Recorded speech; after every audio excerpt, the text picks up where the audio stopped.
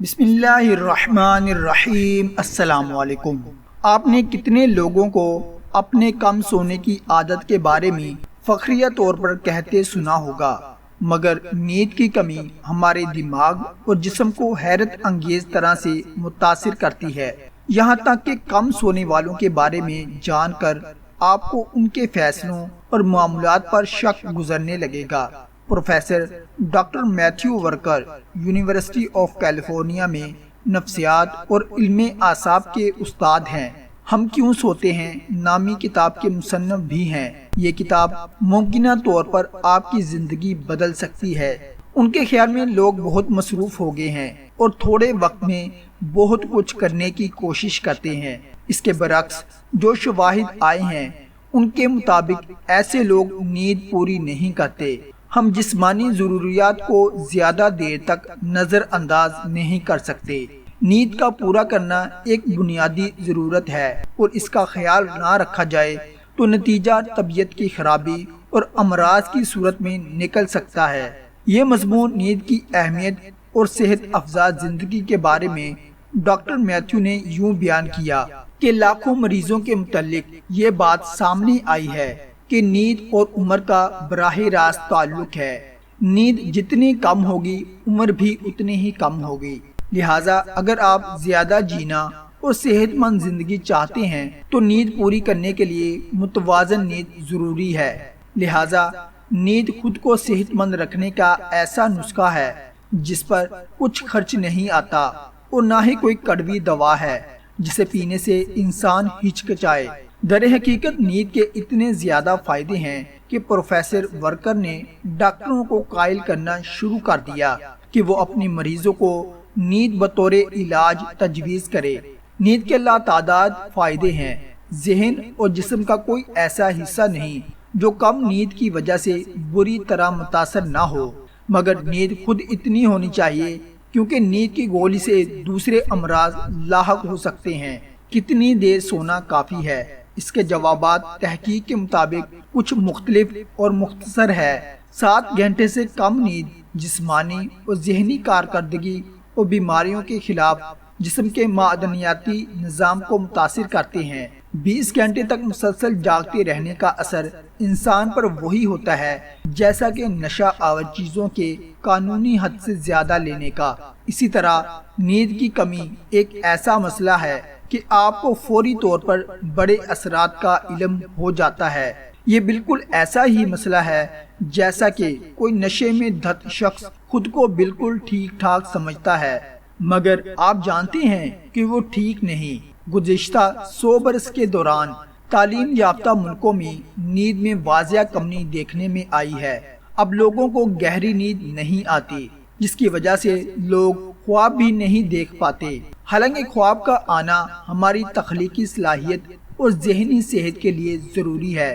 گہری نیند کو طب کے اصطلاح میں ریپاٹائز سلیپ کہتے ہیں، یعنی وہ نیند جس میں آنکھیں دائیں بائیں تیزی سے حرکت کرتی رہے اور اچھے خواب آتے رہے۔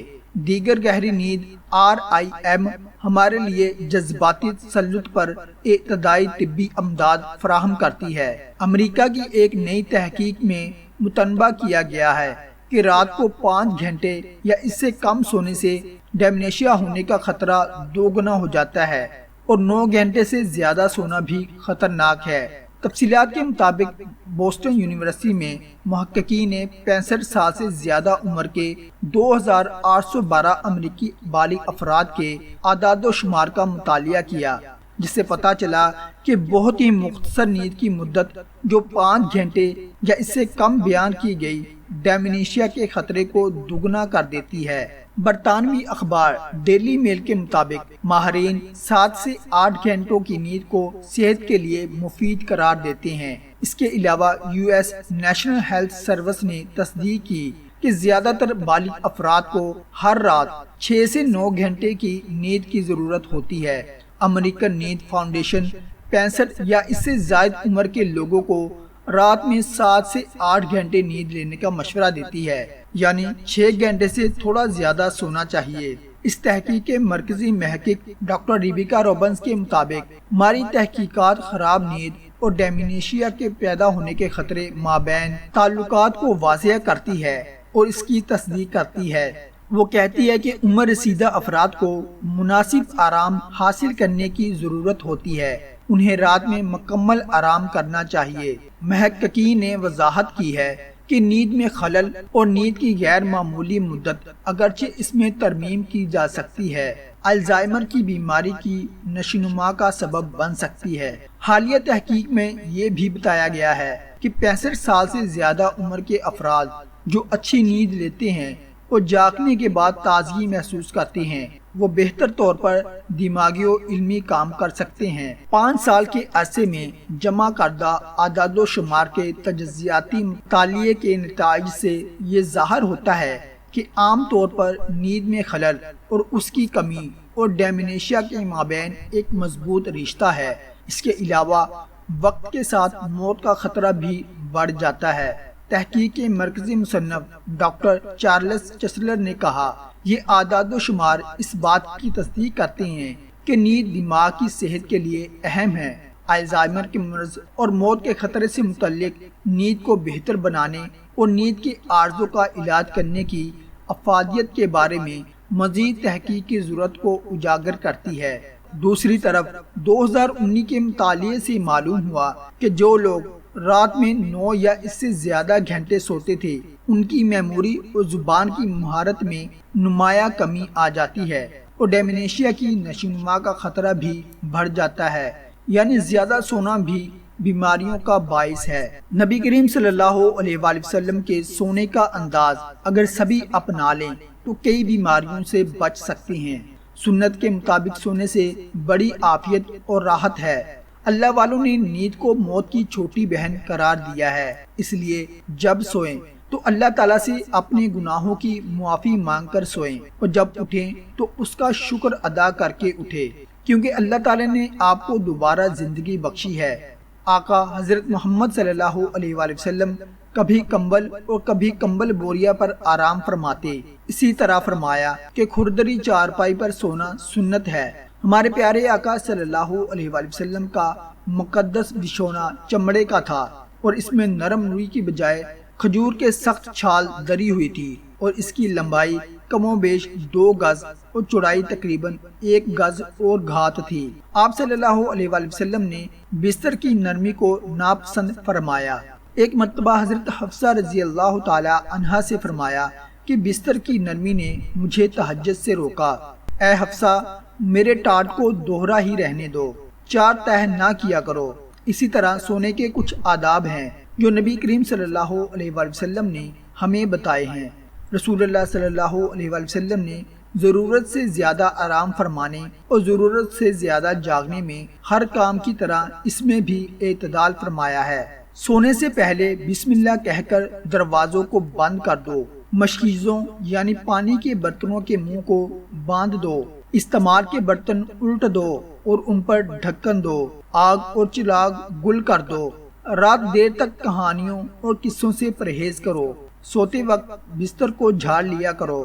ابتدائی شب میں ہی اپنے بچوں کو سمیٹ لیا کرو۔ حضرت عبداللہ بن مسعود رضی اللہ تعالی عنہ فرماتے ہیں کہ نبی کریم صلی اللہ علیہ وآلہ وسلم کے سامنے ایک آدمی کا ذکر کیا گیا کہ وہ صبح دیر تک سوتا رہتا ہے، نماز کے لیے بھی نہیں اٹھتا، تو آپ صلی اللہ علیہ وآلہ وسلم نے ارشاد فرمایا کہ یہ ایسا آدمی ہے جس کے کانوں میں شیطان پیشاب کرتا ہے، ہمیں لمبی نیند یا کم نیند نہیں لینی چاہیے۔ یہ تو ہمارے پیارے نبی کریم صلی اللہ علیہ وآلہ وسلم نے بھی اس کے بارے میں ترغیب دی ہے۔ سونے سے پہلے کون کون سے عوامل سر انجام دینے چاہیے؟ پانی کے برتنوں کو ڈھانپ دو، وضو کر کے لیٹنا بھی سنت ہے۔ روشنی کے لیے کوئی چیز جس کو آج کل ماچس یا ٹارچ کہا جاتا ہے بند کر دے، اور ساتھ پیشاب کا برتن چارپائی کے نیچے رکھنا۔ آپ صلی اللہ علیہ وآلہ وسلم نے پیشاب کے لیے رات میں اٹھ کر باہر جانے سے منع فرمایا، جس کے لیے حضرت محمد صلی اللہ علیہ وآلہ وسلم کے پاس ایک برتن ہوتا تھا۔ حضرت محمد صلی اللہ علیہ وآلہ وسلم مسواک کے بارے میں فرماتے ہیں کہ سونے سے پہلے اور اٹھنے کے فوراً بعد مسواک کرنا بھی سنت ہے۔ اس طرح آپ صلی اللہ علیہ وآلہ وسلم نے سونے کے بارے میں کچھ طریقے بھی بتائے ہیں، جیسا کہ حضور اکرم صلی اللہ علیہ وآلہ وسلم سیدھا کروٹ پر سیدھے رخسار کے سیدھا ہاتھ رخ کر قبلہ کی طرف رخ کر کے آرام فرمایا کرتے تھے۔ آپ صلی اللہ علیہ وآلہ وسلم بھی تکیے سے ٹیک لگاتے، کبھی دائیں طرف کبھی بائیں طرف آرام فرماتے، اور اسی طرح کبھی چٹ لیٹتے اور کبھی بائیں پاؤں مبارک کو سیدھے پاؤں مبارک پر رکھا کرتے تھے۔ حضرت محمد صلی اللہ علیہ وآلہ وسلم نے ایسے طریقے بھی واضح کیے ہیں جس طریقے سے سونے کو منع فرمایا ہے۔ الٹا سونے یعنی پیٹ کے بل سونے سے منع فرمایا ہے اور اسے دوزخ کا طریقہ قرار دیا ہے۔ آپ صلی اللہ علیہ وآلہ وسلم نے ایسی چھت پر سونے سے بھی منع فرمایا ہے جس کے پردے نہ ہوں، یعنی دیواریں اونچی نہ ہوں۔ اسلام کے مطابق لوگ اکثر اس کی خلاف ورزی کرتے ہیں اور اس کے ساتھ ساتھ دن ڈھلتے کرولا کرے اور دن کے آخر میں سونا حماقت ہے۔ آپ صلی اللہ علیہ وآلہ وسلم آرام فرمانے سے اور بیداری کے بعد مسواک ضرور فرماتے تھے، اور سونے سے پہلے سورہ فلق، سورہ ناس اور جاگنے کے بعد یہ دعا پڑھنا سنت ہے۔ تمام تعریفیں اللہ کے لیے ہیں جس نے ہمیں موت کے بعد زندگی بخشی اور اسی کی طرف لوٹ کر جانا ہے۔ ان تمام اعمال سے ہمیں اندازہ ہوتا ہے کہ ہمیں نبی کریم صلی اللہ علیہ وآلہ وسلم نے ہمیں صلاۃ حیات بتا دیا اور سونے اور جاگنے کی یہ روٹین بتا دی۔ نہ زیادہ سونا چاہیے اور نہ زیادہ جاگنا چاہیے، جس سے ہماری صحت جلد متاثر ہو سکتی ہے۔